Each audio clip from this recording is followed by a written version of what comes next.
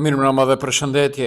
Unë jam Mesut Shabani në podcastin Mesut Shabani. Miqtë mi, data është 20 muaj shti 5 viti 2026 e mërkur. Gjithë ditën e lume dhe Maqedonia është vendi vakive. Do fillojmë me atë që ka trandur këtyre ditëve opinionin në Maqedoni. Shqipëria është me Shkupin. Më 26 maj do të protestohet edhe në Tiranë nga studentët. Pra, me 26 maj e martë, ora 17 në Tiranë. Takohemi tek sheshi Skënderbej dhe marshojmë drejt ambasadës së Maqedonisë. Protestë studentore. Pra, studentët shqiptar kanë paralajmëruar organizimin e një proteste në Tiranë në mbështetje të studentëve shqiptar në Shkup, të cilët po protestojnë lidhur me zhvillimin e provimit të jurisprudencës në gjuhën shqipe dhe respektimin institucional të gjuhës shqipe. Sipas njoftimit, protesta do të nisë nga sheshi Skënderbej në Tiranë, ndërsa më pas pjesëmarrësit do të marshojnë drejt ambasadës së Maqedonisë së Veriut në Tiranë. Mediat në Shqipëri raportojnë se protesti është planifikuar të mbahet në orën 17. Studentët kanë bërë thirrje për solidarizim dhe mbështetje sa më madhe ndaj kërkesave të studentëve shqiptar në Shkup. Këtë është në rregull. Dhe pas fillimit me këtë, do ndalemi tek protesta. Ka reaguar edhe Ministria e Punës së Jashtme e Shqipërisë për protestën në Shkup dhe thotë, jo çdo angazhim institucional bëhet publik. Ministria e Punës së Jashtme e Shtetit Shqiptar ka reaguar se përket protestës së studentëve shqiptar në Shkup për të drejtën e gjuhës shqipe. Në reagimin e plot thuhet, është krejt e pavërtet, edhe për më së paku e padrejtë të tentohet të krijohet përshtypja sikur shteti shqiptar ka ndëtur identifikim ndaj shqetësimeve të studentëve shqiptar në Shkup. Përkundërzi, ka pasur angazhim të drejtë për drejtë institucional dhe diplomatik. Ambasada e Shqipërisë në Shkup ka qenë në kontakt të vazhdueshëm me studentët dhe me zhvillimet në terren. Vetë sekretari i përgjithshëm i Ministrisë Evropiane për Punë të Jashtme gjendën në Shkup është takuar personalisht me studentët për të dëgjuar shqetësimet dhe kërkesat e tyre legjitime. Institucionet shqiptare, as më parë, as në këtë rast, nuk kanë qëndruar pasiv përballë kësaj situate. Është tepër të kujtohet se përfaqësitë diplomatike janë pjesë e Ministrisë për Evropën dhe Punën e Jashtme dhe përfaqësojnë zyrtarisht shtetin shqiptar kudo në botë, përfshirë edhe Maqedoninë e Veriut. Çdo angazhim diplomatik është angazhim i vetë shtetit shqiptar. Në mënyrë të veçantë, Ministri për Evropën dhe Punën e Jashtme, Ferit Hoxha, ka reaguar publikisht në mbështetje të studentëve shqiptarë dhe të drejtës së tyre për përdorimin e gjuhës shqipe. Ai shpreh se përdorimi i gjuhës anëtare është një drejtë themelore e garantuar nga Kushtetuta e Maqedonisë së Veriut dhe ligji për përdorimin e gjuhëve, e cila nuk mund dhe nuk duhet të ngushtohet apo vonohet nga asnjë procedurë. Po ashtu ministri Hoxha ka vlerësuar qëndrimin e studentëve duke theksuar se studentët meritojnë përgëzim për angazhimin qytetar dhe mënyrën demokratike në cilën kanë artikuluar kërkesën e tyre. Njëherë duhet kuptuar se diplomacia ka kodet, format dhe mekanizmat e saj të komunikimit dhe veprimit. Jo çdo angazhim institucional bëhet domosdoshmërisht publik në kohë reale dhe as reflektohet menjëherë në rrjetet sociale apo në deklarata mediatike. Shpesh, puna diplomatike zhvillohet përmes kontakteve të drejtë për drejtë, komunikimeve institucionale dhe kanaleve zyrtare, me qëllim arritjen e rezultateve konkrete dhe efektive. Kjo çështje kërkon përgjegjësi dhe seriozitet, jo deklarata politike për konsum mediatik. Të drejtat e shqiptarëve në Maqedoninë e Veriut dhe respektimi i gjuhës shqipe janë çështje që meritojnë unitet institucional dhe mbështetje reale, jo deformimin të fakteve. Dhe me të drejtë ka reaguar shteti shqiptar. Por ka pasur sot shkrime ku u paralajmërua mbrëmje se kërkohet tërheqja e ambasadorit shqiptar nga Maqedonia, pra zotit Denion Midani. Dhe mbi gjitha, portalet të cilat financohen nga VMRO-DPM kanë trumpetuar, sikurse sot Ministria e Punëve të Jashtme e Maqedonisë ka thirrur në fillim shkruajtë ambasadori, pastaj sekretari në ambasadës, që në mbrëmje për të tërhequr në mënyrë verbale, pra në mënyrë gojore, angazhimin e tij politik në Maqedoninë të Veriut dhe përsërisht deklaratat e fundit lidhur me protestën e studentëve. Ambasadori Midani ka reaguar dhe thotë, nuk isha në Shkup dhe i hedh poshtë raportimet për thirrjen nga Ministria e Punëve të Jashtme. Pra, mund befason diçka tjetër si Mesut Shabani. Si është e mundur që portalin e gjuhës shqipe pa asnjë farë interesi, por me siguri për ndonjë pritje në të ardhmen në dibin dashit, kanë vrapuar pas deklaratave të VMRO-DPM-s. Kjo është e pakuptueshme. Po, portalin gjuhën shqipe duke pretenduar se ta zënë ndonjë televizion maqedonas apo ndonjë portal maqedonas e thotë të vërtetën. Pse nuk del Ministria e Punëve të Jashtme e Maqedonisë dhe të thotë, po e kemi thirrur dikë nga ambasada e Shqipërisë filanin dhe e kemi tregur vërejtje në mënyrë verbale. Pretendimet e publikuara nga disa media maqedonase se Ministria e Punëve të Jashtme dhe Tregtisë Jashtme i ka shqiptuar demarsh verbal ambasadorit të Shqipërisë në Shkup, Denion Medani, nuk përputhen me informacione siguruar nga burime diplomatike te ambasada e Shqipërisë, shkruan Gazeta Koha. Sipas këtyre burimeve, ambasadori shqiptar nuk ka qenë fare në ambient të Ministrisë së Punëve të Jashtme të Maqedonisë gjatë ditës së sotme dhe as nuk ka pasur ndonjë takim të planifikuar me përfaqësues të këtij institucioni. Ambasadori nuk ka qenë sot në Shkup, pasi ka pasur angazhime zyrtare jashtë kryeqytetit. Për rrjedhë ai nuk ka qenë në Ministrinë e Punëve të Jashtme të Maqedonisë dhe nuk ka marrë pjesë në asnjë takim ku mund të ishte komunikuar një demarsh, kanë deklaruar për gazetën Koha. Të njëjtat burime kanë bërë të ditur se as ndonjë përfaqësues tjetër i ambasadës shqiptare nuk është ftuar për të marrë një demarsh verbal në emër të misionit diplomatik shqiptar. Nuk ka pasur asnjë komunikim të tillë formal me ambasadorin dhe as me ndonjë përfaqësues tjetër të ambasadës. Çdo informacion që sugjeron të kundër nuk pasqyron gjendjen faktike, kanë theksuar burimet diplomatike. Lidhur me qëndrimet e ambasadës së Shqipërisë për zhvillimin e fundit, burimet vlerësojnë se ato kanë qenë të qarta dhe të artikuluara në përputhje me standardet e diplomacisë. Pra, raportimet e disa media maqedonase për një demarsh të pretenduar ndaj ambasadës së Shqipërisë erdhën pas debateve publike të ditës së fundit lidhur me çështjen e gjuhës shqipe dhe protestat e organizuara nga studentët shqiptarë në Shkup. Megjithatë, sipas informacioneve siguruar nga burimet diplomatike, nuk ka pasur asnjë procedurë të tillë zyrtare ndaj ambasadorit shqiptar apo ndonjë përfaqësuesi të ambasadës së Republikës së Shqipërisë në Shkup. Kjo është e vërteta, thonë. Dhe dini pse? Sepse Doli Filkov çka nuk tha. Edhe Mickovski përmendi, nuk është kënduar himni. Mickovski, pse nuk i tha Vlenit atë ditë kur organizoi formimin e partisë dhe ku ishte pjesëmarrë? Pse nuk e këndoni himnin e Maqedonisë? Por heshte. Ajde Mickovski. Dhe ishte tubim një nacional në thojza.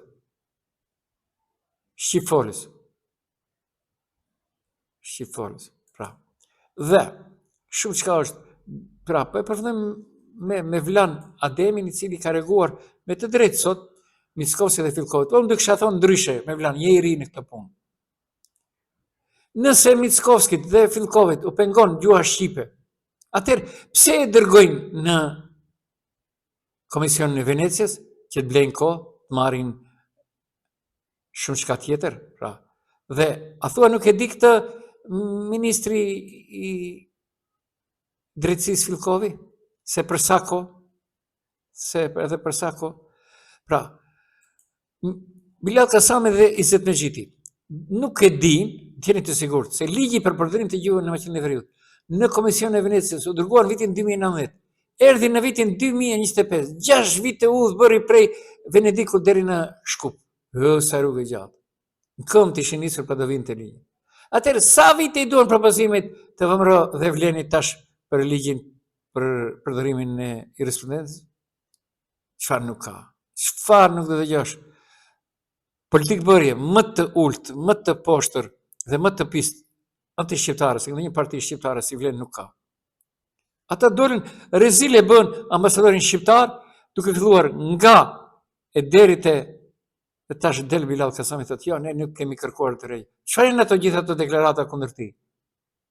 Si tha minuta më parë që dëgjohet Ministria për Evropë dhe Punëve të Jashtme të Shqiptar. Se çdo gjë duhet të thotë mirë publike? Çfarë keni thënë jo publike? Pra, total huqje lehtitje, rren mashtrim në opinion duan të tregohen këta të Vlenit. Pse aq të fort janë Bilal Kasami dhe Izzet Mexhiti sa që do sjellin ligj të ri, do meratojnë në kuvend dhe do dërgojnë në Komisionin e Venecias dhe atje për 3 muaj do zgjidhin kujdesje të Komisionit. Ka thënë Vlenën dëgjohet dhe VMRO. Pik, dëgjohet të Komisionit. Vim atje dhe shesim sallën për 1 euro metër katror për dasma e sinet lëqe. Hapni veshët. Nuk u besoni, ja dëgjoni se çfarë thot Bilal. Ndërsa për protestën e studentëve ku kërkuaj që provimi i jurisprudencës të mbahet edhe në Shqip, ministri i drejtësisë Igor Filkov del me reagime duke thënë se gjuha maqedonase nuk është pengesë, por detyrim, vlerë kushtetuese dhe garanci për funksionimin e shtetit, kryeministri Mickovski dhe krerët e Vlenit tashmë sigurojnë se do gjendet zgjidhje për këtë çështje. Кое што ние како влада во моментов го работиме е да се обезбеди трајно решение со кое што овој, но и низа други проблеми кои што ги наследивме од минатото ќе бидат решени. Исто така го осудувам однесувањето на опозицијската партија Демократска унија за интеграција, бидејќи тие имаа можност 20 години да ги решат овие прашања, за жал ништо не направија. Venecia. Да, апсолутно. Se zgjidhja ligjore do dërgohet për mendim në Komisionin e Venecias, e konfirmon edhe bashkëkryetari i Vlenit Bilal Kasami, duke thënë se përvoja me ligjin për përdorimin e gjuhëve i bën ta mendojnë seriozisht që çdo zgjidhje ligjore që ka të bëjë me të drejtat e komuniteteve të vlerësohet edhe nga Venecia. Unë kam thënë që brenda qershorit do të nisë procedura për plotësim të ligjit të jurisprudencës dhe që besojmë që në kuadër të asaj që ka thënë edhe zotri Mexhiti, brenda 3 muajve do të kemi një rezultat përfundimtar dhe do të kemi një zgjidhje ligjore. Për dallim nga deklaratat optimiste të partnerëve qeverisës vëmërov Vlen për zgjidhje, retorika e ministrit të drejtësisë Fillkov që vjen nga radhët e Znamit ishte shumë e ashpër. Shkruante madje se përpjekjet që detyrimi ligjor për njohjen e gjuhës maqedonase të paraqitet si diskriminim, sipas tij janë manipulim i rrezikshëm me opinionin dhe goditje drejt për drejt e rendit kushtetues. Po pra, dëgjohet Bilal Kasami çfarë tha. Po, do e dërgojmë në Komisionin e Venecias. Dhe a din Bilal Kasami se tash fillojnë pushimet verore dhe për parlamentin? Kur do bëjnë për 3 muaj? Qershor do e dorëzoj kanë në parlament? Kur do bëjnë? Kur ligji është, vetëm duhet zbatohet. Pra, mungon vullneti politik. E dyta. Kë duan ta mashtrojnë? 5 vite të plota shëtiti ligji për gjuhët, jo për gjuhën, por për gjuhë. Ashtu tha Asokoj Bujarosmani, ligji për përdorimin e gjuhëve shkon në Venecia. Dhe, është kjo mjaft interesante, diçka tjetër desha të them. Pra të i them me Vlen Ademit, këtë është rregull, je i ri, mbas edhe mund. Mos ju përgjigjeni Mickovskit dhe Fillkovit, se ata duan t'ju shtyjnë në lojën e tyre. Dhe kur hynin në lojën e tyre, pastaj do hinin në një mishmash që rënde keni për të dalë, sepse do merreni me deklaratat të tyre. Ju e keni bërë punën e tyre. Punë më të bukur këto 30 vjete pas luftës së UÇK-s nuk ka ndodhur. Se kjo protesta e fundit e juaj dhe e para që mbajt në prill. Pra, mendimi im është si një ish pjesëmarrës demonstratave të vitit 1981 në Universitetin e Prishtinës. Nuk ka se çka u përgjigjeni politikanëve. Përgjigjja ju më mirë ka qenë protesta juaj. Dhe pikë. Okej. Ju dini mbase dini, por se BDI qëndron pas këtyre na ne, asnjëherë. BDI nuk kishte kohë, mirë thot Mickovski, 20 vite merreshin me kush di bëj miqve dhe baballukët e Ali Ahmetit më shumë pasuri, cili drejtor, cili pastaj normal se dikush edhe për vete ka bërë, e tash qajnë hallin e kush do shkoj i pari Idrizof apo në hetime.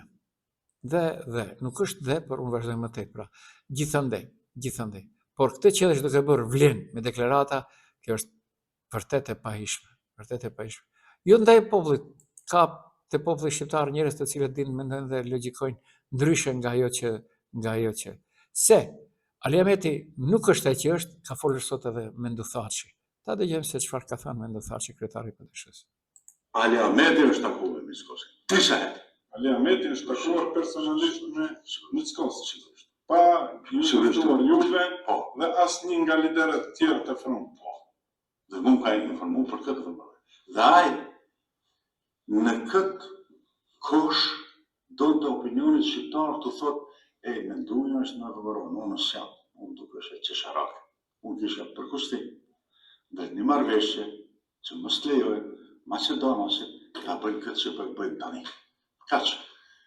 Nëse ai ka mendu se është më i aftë se unë, që të ma vendos etiketën edhe përgjithësinë edhe të mëzi para shqiptarëve, se po përsërisin bashkërisht disa herë, se unë jam një farë bashkëpunëtori i njoftëm i Gruevskit, i Luqës, se bën atë. Po jo nuk e mohoni që keni qenë qeverisje me vëmërët dhe Romanen dhe kohën e Lukço Georgievskit. Para 2000 vjetë.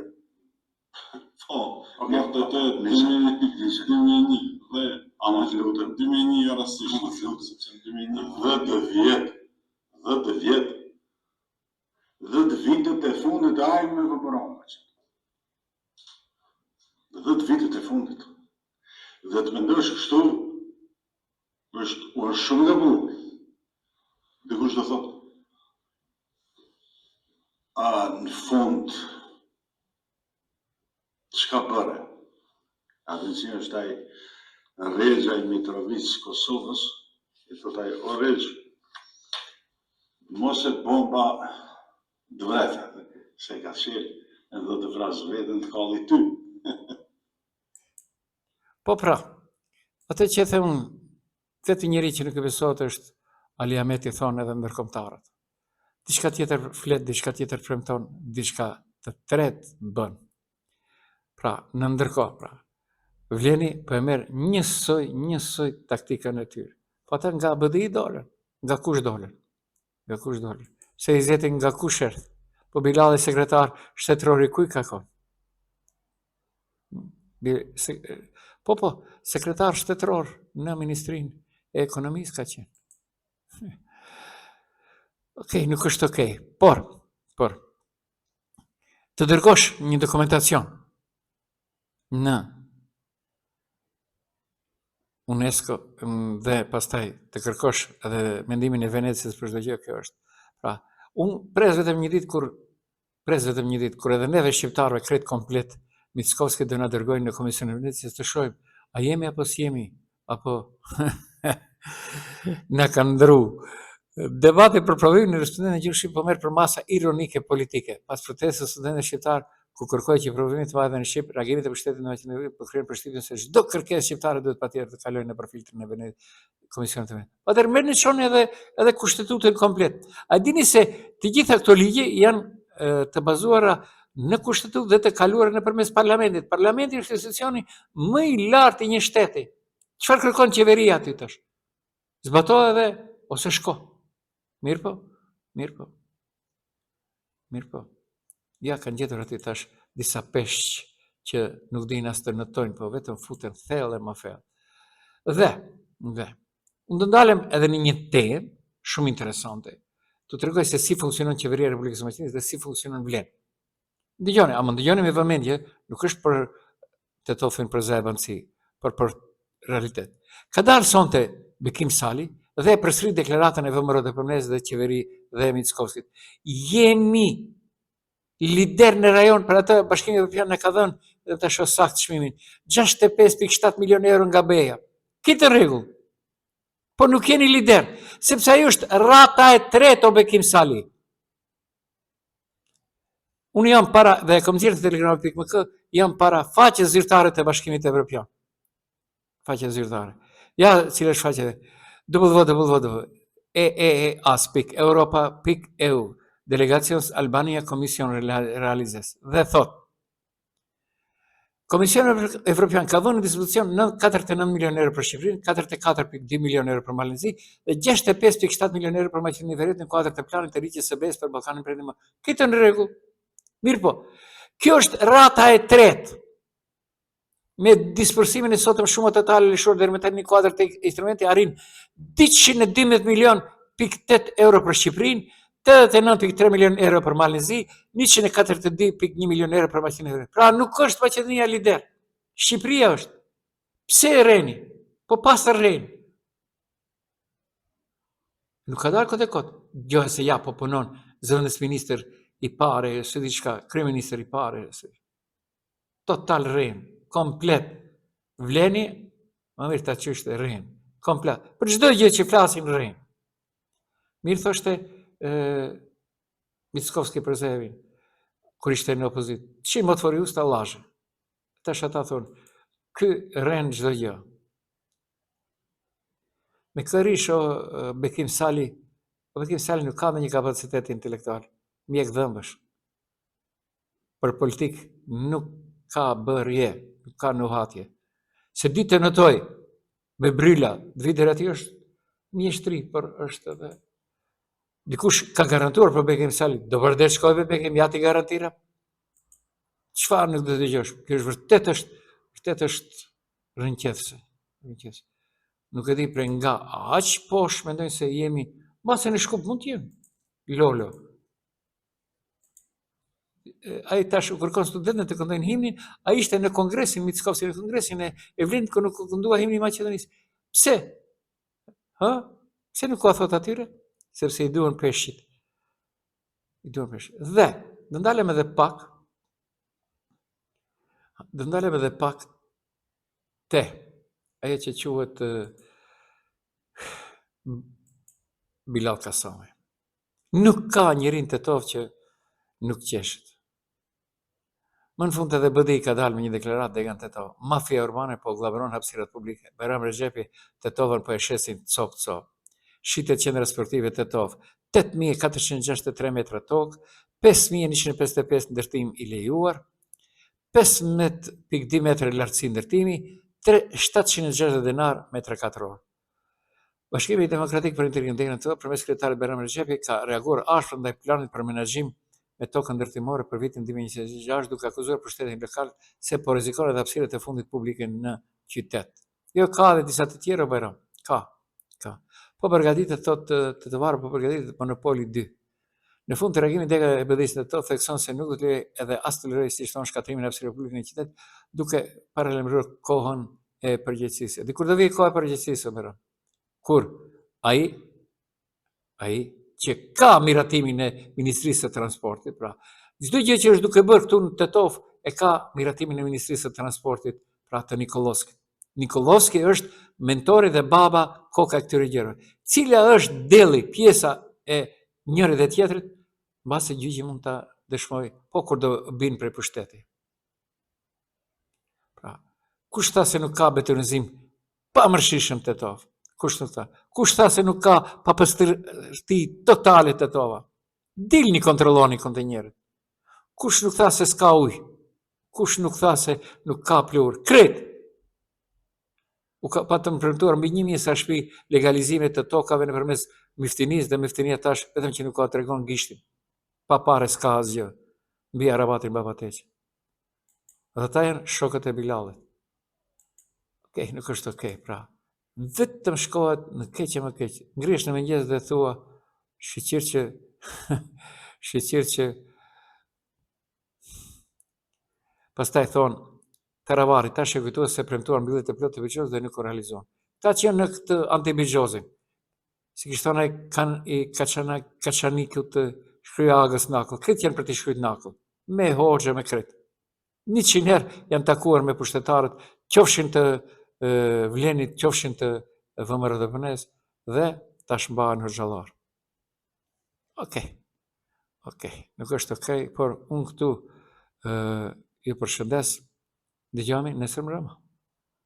Ishim në podcastin Mesut Shabani me Mesut Shabani.